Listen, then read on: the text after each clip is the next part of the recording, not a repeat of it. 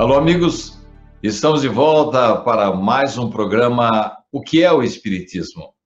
Sempre contando com a participação valiosa de Orson Carrara.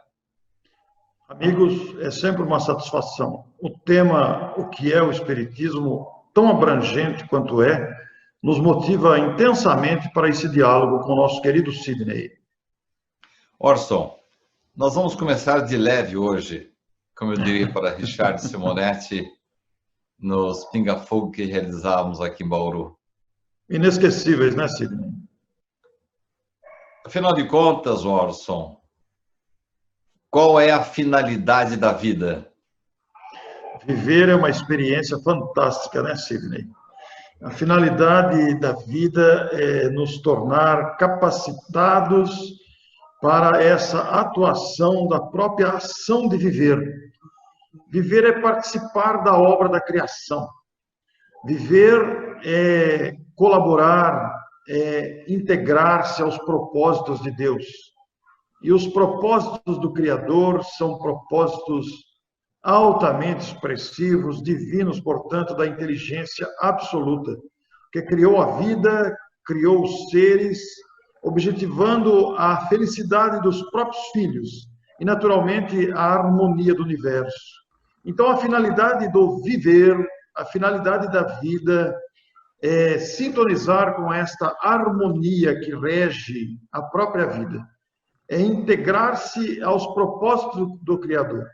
E essa integração, essa perfeita conexão com os propósitos do Criador só serão alcançados com o passar do tempo, com a aquisição da experiência, com a maturidade que vamos adquirir exatamente vivendo, o que não se dá numa única existência. A vida é única, mas as existências são múltiplas, exatamente oferecendo oportunidade de aprendizado e amadurecimento. A finalidade da vida é nos oferecer felicidade, mas a felicidade ativa, onde todos participam. Uma grande corrente de solidariedade liga todos os filhos de Deus. Orson, mas você ainda não respondeu precisamente à minha pergunta. Nós não poderíamos ter sido criados já prontos, acabados e já felizes, sem passar por essa trabalheira toda, Orson? Você usou a expressão correta, é uma trabalheira mesmo. Viver dá trabalho, exige uma série de providências, exige uma série de ações, provoca muitas preocupações, atribulações, estamos sujeitos a enfermidades, estamos sujeitos a todo tipo de dificuldade, inclusive as dificuldades materiais. Estamos sujeitos a enfermidades, temos dificuldade com relacionamento, temos dificuldade até com a gente mesmo, em admitir as nossas fragilidades, as nossas fraquezas. Se Deus tivesse nos criado perfeitos, já detentores do conhecimento, já detentores de todas as virtudes, nós não compreenderíamos o mérito de ter alcançado a felicidade plena da consciência em paz, a felicidade plena do conhecimento ampliado, a felicidade plena das virtudes. Este emaranhado de experiências difíceis, de experiências longas, muitas vezes penosas, é que faz com que a gente tenha consciência do que é e a vida e como ela nos traz os méritos através do esforço. Porque se fôssemos criados perfeitos, não teríamos essa dimensão, não teríamos consciência do que seria a vida. É exatamente vivendo a vida que nós vamos conhecer o que é a vida e qual a finalidade de viver, porque neste entrosamento de solidariedade entre todas as vidas, nós compreendemos a necessidade alheia, compreendemos a própria necessidade e vamos desenvolvendo a inteligência, mas também desenvolvendo a moralidade, também desenvolvendo o sentimento. Esse desenvolver da inteligência, da moralidade, do sentimento, é que amadurece o ser, é que lhe dá condições de alcançar o mérito da felicidade. Com um detalhe importante, Sidney, e caros telespectadores, participantes desse programa, O que é o Espiritismo, com um detalhe fundamental, esta felicidade da pureza, da perfeição, ela não é ociosa, não é uma felicidade sem tarefas, sem afazeres. É uma felicidade que cumpre, percebe, sente a vontade do Criador e coloca-se a serviço do bem e a serviço daqueles que ainda estão em caminho. Então, o grande diferencial da vida é essa solidariedade que liga todas as vidas, todas as criaturas, todas as pessoas, todas as coisas, todas as ocorrências. Há uma ligação intensa que faz o dinamismo da vida para que todos aprendam na experiência mútua de convivência, na experiência mútua de aprendizado. Você falou aí em trabalho, e eu falei em trabalheira. Eu encontrei há poucos dias uma página de André Luiz, em que ele descreve a chegada de algumas pessoas lá no plano espiritual. E elas fazem, assim, algumas perguntas até que engraçadas, né? E uma delas seria, mas por que não me avisaram do momento da minha morte? Por que eu não posso mexer no meu testamento que eu deixei lá na terra? Por que Jesus em pessoa não veio me receber? Onde estão os meus parentes? Mas uma pergunta que me chamou a atenção foi exatamente esta. Eu estava esperando o descanso eterno e aqui só vejo gente trabalhando. Orson, quer dizer então que não dá para a gente esperar muita moleza mesmo depois que a gente passa para o outro lado da vida? Pois é. Eu me lembro muito, você falando assim, você citou André Luiz, eu me lembro muito do Nosso Lar, né? Especialmente do filme Nosso Lar, em que os benfeitores estão ali recepcionando os recém-desencarnados. E esses recém-desencarnados, que desencarnaram em situações variadas, em ocorrências de morte as mais variadas, chegando cada um com o seu jeito de chegar, com a sua vestimenta própria do lugar em que morava, com os seus hábitos, com a sua maneira de ser, com os seus condicionamentos, alguns surpresos, outros chorosos, outros admirados, outros angustiados, outros revoltados. São as reações humanas bem próprias de todos nós, né? E criou-se uma ilusão na mente popular que após a morte é o descanso em paz. E a gente vê comumente, quando morre alguém, quando desencarna alguém, as pessoas falam, descanse em paz. Esse descanso em paz é uma ilusão, porque a vida prossegue estuante, a vida prossegue dinâmica. E a desencarnação, o momento de transição da vida material para a vida espiritual, ela tem aspectos variados, a depender dos condicionamentos da pessoa, a depender da sua maneira de entender a vida, das suas crenças, a depender do seu estado moral, do seu estado psicológico, emocional. Então, são muito variadas as condições com que os espíritos chegam à vida verdadeira, à vida espiritual. Mas a vida espiritual, ela não é uma vida parada, ela não é uma vida ociosa, há muito trabalho. E alguém perguntaria, mas que trabalho é esse? Trabalhos variados. Porque imaginem a quantidade de pessoas que estão desencarnando e que desencarnam todo dia. Agora, por exemplo, com a ocorrência da pandemia, com milhares de mortes diárias em todo o mundo, nós imaginamos o trabalho, dá para imaginar pelo menos, o trabalho de recepção dessas criaturas que desencarnam. Alguns em sofrimento, outros com serenidade, outros admirados, outros perplexos, chegando ao mundo espiritual. E chegando ao mundo espiritual sendo recepcionados. E esta recepção demanda o trabalho do acolhimento, o trabalho do esclarecimento, o trabalho de enfermagem, inclusive para aqueles que ainda se apresentam enfermos, com possíveis dores, com possíveis necessidades de tratamento. Então, esses locais que acolhem essas pessoas são locais muito semelhantes aos locais que nós conhecemos na Terra. Então, há necessidade também de limpeza, há necessidade de uma refeição leve aos primeiros momentos, devido ao condicionamento que nós mantemos com a alimentação na Terra. Então, são trabalhos variados nas esferas mais próximas à Terra. Mas nas esferas mais elevadas da Terra, onde estão outros espíritos mais esclarecidos, que já se dispensaram de trabalhos puramente ligados ao condicionamento terreno, nós vamos encontrar outras atividades de trabalho também ativas, como pesquisas, como estudos, como aulas, como momentos de convivência, de esclarecimento, de palestras, de auxílio, de planejamentos de reencarnação, de planejamento de socorro, de estratégias de defesa, de estratégias de atendimento de preces.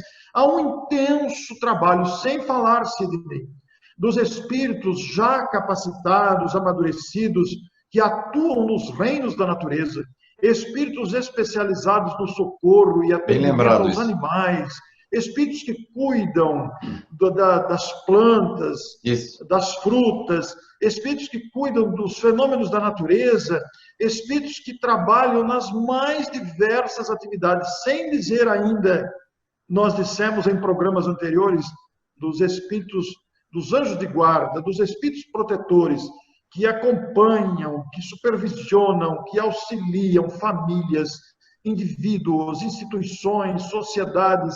Basta trazer o exemplo da pandemia novamente.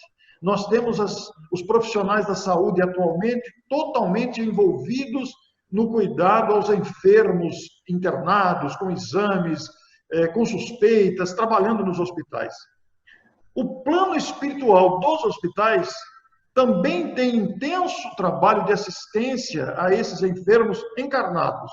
São os protetores dos enfermos, são os protetores das famílias envolvidas, são espíritos que estão ali para aqueles que estão quase desencarnando e dando assistência para o desencarne, são aqueles que estão desencarnados recentes e que são acolhidos e tratados ali mesmo no hospital e levados para outros locais para continuar o atendimento.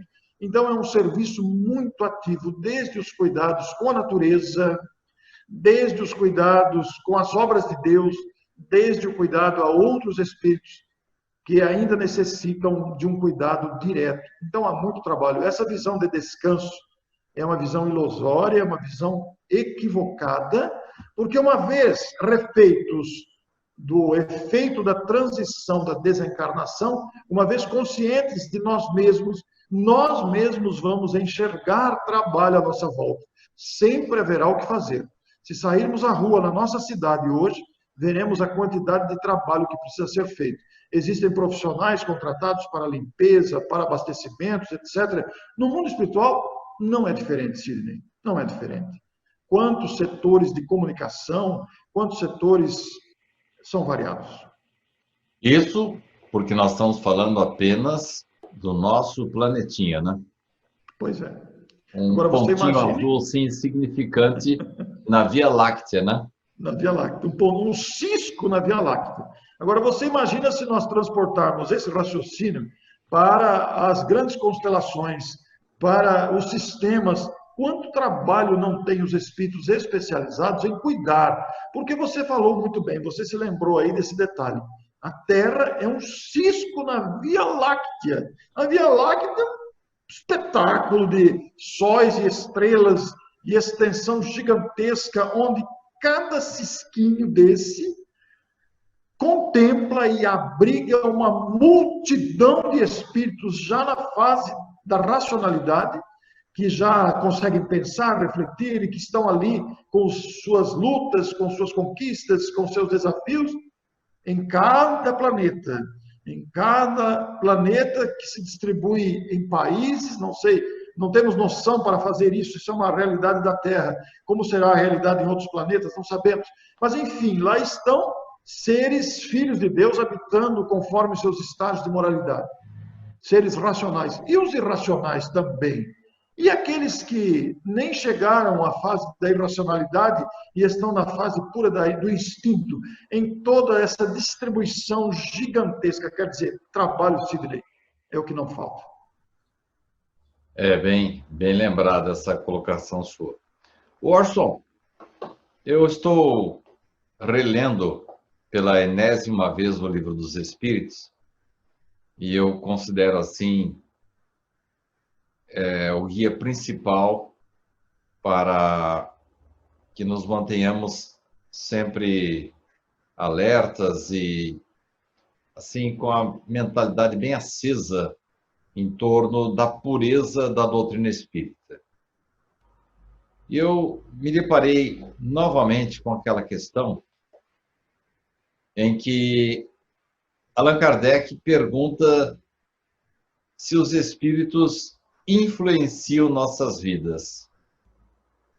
E a pergunta que eu tenho agora é esta: os espíritos podem interferir, podem comandar nossas vidas, Orson? Isso não é um pouco incômodo?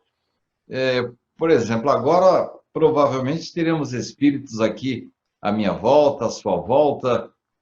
Isso não é um pouco assim invasão de privacidade? E que tipo de espírito, por acaso, vão estar me acompanhando? Você dá uma noção para a gente. Em primeiro lugar, eles podem ou não interferir e comandar nossas vidas? E segundo, e essa invasão de privacidade aí? E qual é o tipo de espírito que ocorre ao nosso ambiente, nas nossas proximidades? Os espíritos interferem e podem comandar, sim, a nossa vida se nós permitirmos. Esta permissão é dada através da nossa conduta. Então, eles adentram os nossos ambientes e, se permitirmos, com os nossos pensamentos e com as nossas adesões morais, eles passam a interferir decisivamente e a comandar. Mas há o detalhe aí, né, Sidney, da qualidade e da moralidade desses espíritos que interferem. Você citou o exemplo de quais os espíritos que estarão conosco aqui à minha volta em Matão, neste momento de gravação desse programa, e à sua volta aí em Bauru, também neste momento em que estamos conversando sobre essas questões. Vejam, os espíritos bem intencionados, os espíritos moralizados, comprometidos com a tarefa e o progresso dos seres humanos, espíritos amadurecidos e plenamente identificados com a proposta de viver. Você perguntou na primeira pergunta qual a finalidade da vida. Os espíritos que compreendem essa finalidade da vida, tudo fazem para o progresso de si mesmos e dos seus irmãos, mutuamente. Todas as suas ações e iniciativas visam aprimorar o espírito humano, dar condições de que o espírito humano se esclareça, seja equilibrado, seja uma criatura boa. Então, procuram e são atraídos por criaturas que têm bons sentimentos e boas intenções. E quando encontram criaturas com bons sentimentos e aberturas mentais, que também desejam o bem da humanidade, o bem próprio, o desejo sincero de serem úteis, eles se aproximam e sugerem, pela inspiração ou pela intuição, ativando os conteúdos da própria pessoa e atuam nesse sentido. Então, nesse momento em que estamos participando de um programa para falar sobre a grandeza dessa ciência vasta que é o Espiritismo, com desdobramentos filosóficos gigantescos e desdobramentos morais primorosos, os espíritos se aproximam porque têm interesse que isso seja divulgado, seja conhecido, e nos inspiram, usam os nossos conteúdos para interferir de maneira saudável e até direcionando os assuntos. Mas a liberdade de falar ou não é nossa. Já ao contrário, espíritos imaturos, espíritos mal intencionados, espíritos com propósitos menos dignos vão se aproximar de ambientes onde eles são atraídos pelos desejos mantidos, alimentados por mentes viciadas, por mentes desequilibradas, por mentes com desejos não recomendáveis ou com intenções menos louváveis. Imagine você que se nós dois estivéssemos conversando aqui nessa videoconferência e planejando o sequestro de alguém, planejando o roubo e o estouro de um terminal bancário na madrugada. Este planejamento, esta intenção atrairia espíritos que iriam alimentar e interferir, comandando as nossas ações, porque aí passamos a ser como verdadeiros robôs nas mãos, sem raciocínio, sem ativar a lucidez do absurdo dessas ações criminosas, por exemplo. A intimidade, eles têm acesso por causa da leviandade das nossas ações, por causa da nossa mediocridade moral. Então, vamos supor, vamos tomar banho, por exemplo, ou estamos na intimidade sexual com alguém. Permitiremos a entrada de espíritos mal intencionados quando somos movidos pela lascívia, quando somos movidos pela traição, pela infidelidade. Aí damos acesso a esses espíritos. Ao contrário, os bons espíritos respeitam profundamente a nossa intimidade, respeitam e protegem, porque não há nenhuma invasão de privacidade pelos bons espíritos. Apenas a invasão de privacidade quando damos abertura moral. E essa abertura moral, ela é alimentada e aberta, ela é propiciada pelas nossas fragilidades morais. Posso tomar banho sossegado, então, Orson? Pode tomar banho sossegado. Desde que durante o banho, seus pensamentos sejam bons. Se a sua imaginação não viajar com desejos incontidos e lascivos, etc., você pode tomar banho sossegado. Mas se durante o banho seus pensamentos forem sensuais, você vai permitir a entrada de espíritos na mesma vibração de sintonia. Você sabe que muitos dos meus artigos e capítulos dos meus livros surgem no banho, né? Eles gostam de água quente? Por que eles se aproximam de mim quando eu estou no banho, Orson? Porque durante o banho você está com a mente tranquila, desfrutando do relaxamento psíquico, você está no momento de descontração consigo mesmo, não está buscando outras alimentações, não está buscando outras intenções. Então, isso facilita a aproximação dos espíritos. Não estão preocupados que você está tomando banho ou não, que você está nu ou não. Estão buscando a sua sintonia mental. E esta sintonia independe da vestimenta, do local, independe de como você está, etc. Aquela música famosa, Quanta Luz, me parece, Cenira Pinto, é isso? Cenira Pinto é que foi a médium da música Quanta Luz. Foi mesmo. Foi, né? Ela recebeu esta música e letra durante um banho. Ah, é? Essa é uma curiosidade muito interessante, né? Então, vou te passar outra curiosidade. Nem que você me torture, eu falo o nome dele.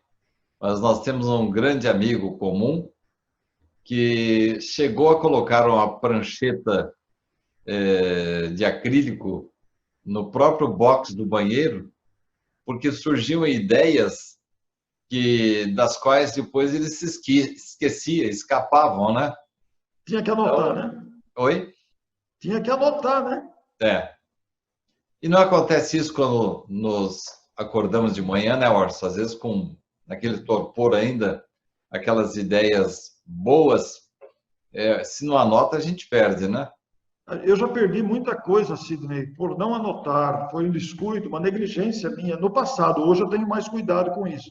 Porque a gente percebe que surge, esta é a interferência benéfica, esta é a sugestão que você deve captar para aproveitar. Eu não acontece no banho, não. Eu acontece quando estou andando e vejo uma cena qualquer é capaz de provocar em mim. Às vezes eu leio uma frase, por exemplo, vou citar um único exemplo. Lendo a Revista Espírita, isso aconteceu já há vários anos, lendo a Revista Espírita, Allan Kardec vai dizer num discurso: a caridade é a alma do espiritismo. E continuou o texto. Rapaz, esta expressão, a caridade é a alma do espiritismo, me saltou aos olhos. Eu concordo com você. Orson, nós estamos já prestes a terminar o programa de hoje. Que pena, né? Não, mas outros virão. Orson, no começo aí das nossas transmissões, eu tive alguns problemas técnicos aqui para poder chegar ao ponto que chegamos hoje. Eu sei que não é o ideal, nós estamos fora dos estúdios, né?